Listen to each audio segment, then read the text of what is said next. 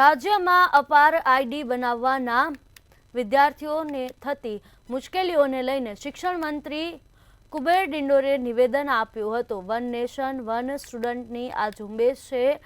અપાર આઈડી માટે મુશ્કેલી દૂર કરવાની આપણે પ્રયત્ન કરી રહ્યા છીએ।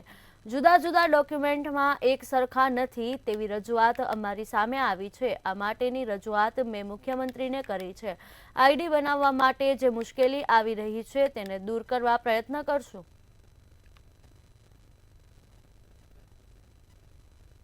એ રીતે વન નેશન વન સ્ટુડન્ટની આ એક ઝુંબેશના રૂપમાં આપણે કરવાનું છે। અપાર આઈડી માટે જે કંઈ વ્યવસ્થા કરવાની થાય કરીશું। કોઈ પણ નીતિનું ઇમ્પ્લિમેન્ટ આપણે કરવા જઈએ તો શરૂઆતમાં પ્રોબ્લેમ રહે જ, પણ એમાંથી રસ્તો કાઢીને આપણે આગળ વધીશું।